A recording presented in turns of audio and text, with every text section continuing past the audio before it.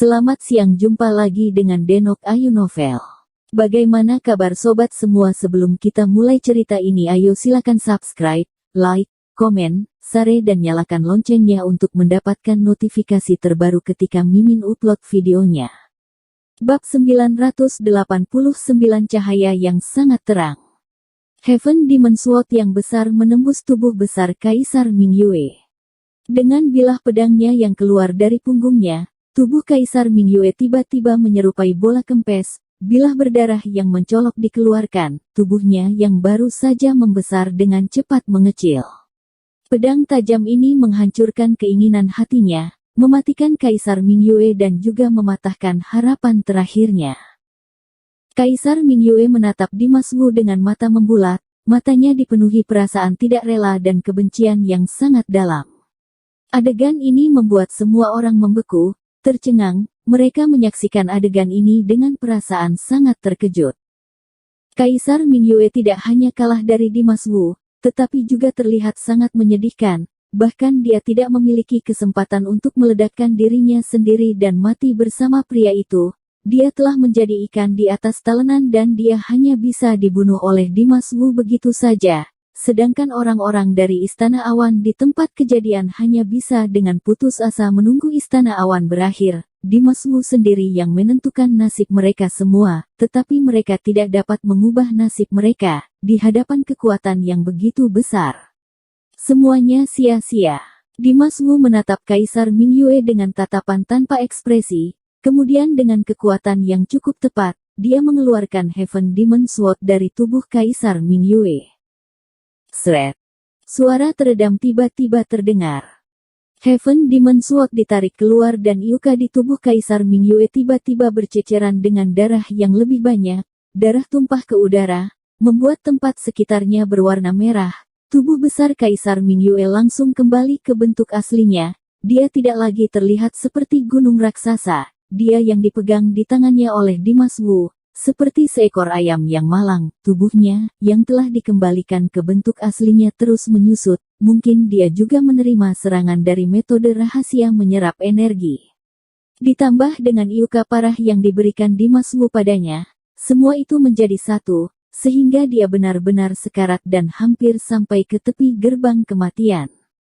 Dimas Wu tidak menunjukkan belas kasihannya. Dia langsung melambaikan tangannya dan tiba-tiba melemparkan tubuh Kaisar Mingyue yang setengah mati itu. Duar. Ada ledakan yang terdengar dengan kencang, Kaisar Mingyue seperti karung pasir yang dilempar keluar, melintasi udara hingga akhirnya jatuh dengan keras ke atas tanah, menimbulkan banyak asap dan debu di udara.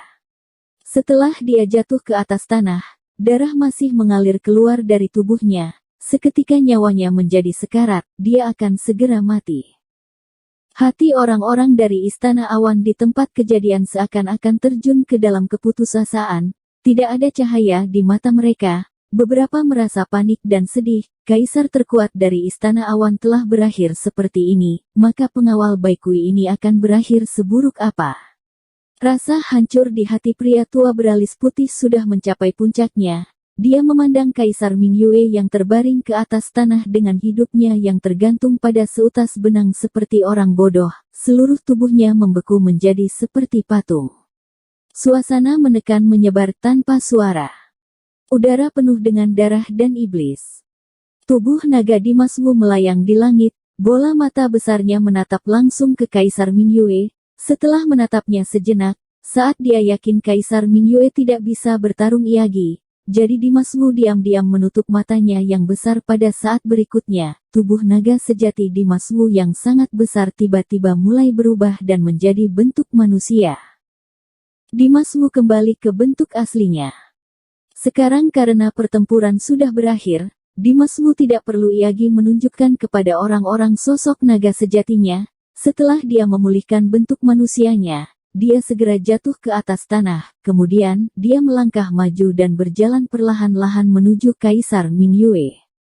Kaisar Mingyue terkapar di atas tanah dan tubuhnya lemah, dia sangat kesakitan hingga mati rasa. Dia mengabaikan rasa sakit itu, tetapi dia bisa merasakan dengan jelas bahwa hidupnya akan berakhir dengan cepat.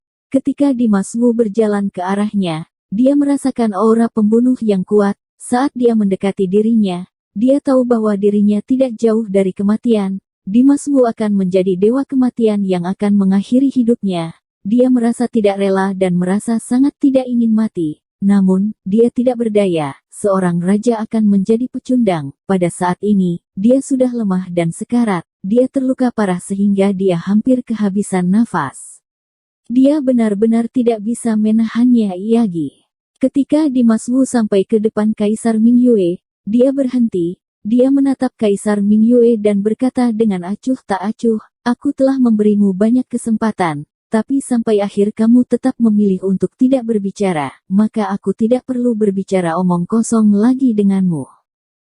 Kali ini, Dimas Wu tidak bertanya kepada Kaisar Mingyue tentang pemilik asli Heaven Demon Sword lagi, dia langsung menghukum mati Kaisar Mingyue.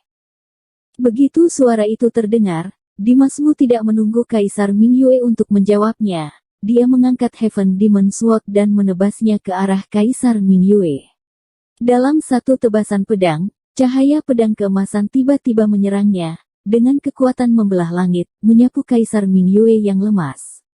Ini adalah pedang pengambil nyawa. Dimas Wu tidak memberikan kesempatan sedikit pun pada Kaisar Mingyue. Dia langsung menjatuhkan pedang dengan keinginan menghancurkan, dengan maksud untuk membunuh Kaisar Mingyue dalam satu pukulan. Setelah melihat ini, semua orang yang hadir tiba-tiba menekan hati mereka dan menahan nafas mereka. Semua saraf mereka menjadi tegang, sepasang mata mereka bahkan tidak berkedip, menatap kekuatan pedang Dimas Wu, hati mereka menjadi sangat-sangat tegang. Suasana di tempat kejadian menjadi sangat tegang dan membeku. Darah di tubuh Kaisar Mingyue juga telah mengeras. Dia tidak memiliki kekuatan di tubuhnya, kepercayaan dalam dirinya benar-benar hancur. Menghadapi kematian, dia tidak punya pilihan lain selain menunggunya dengan putus asa. Namun, saat cahaya Heaven Demon Sword hendak mengenai Kaisar Mingyue, tiba-tiba, cahaya terang keluar dari dalam istana awan. Cahaya itu, seperti matahari yang terik, bersinar 10 hingga jarak yang jauh, menerangi setiap sudut dan bahkan sangat silau mengenai mata. Hal itu mengejutkan hati orang-orang di sana.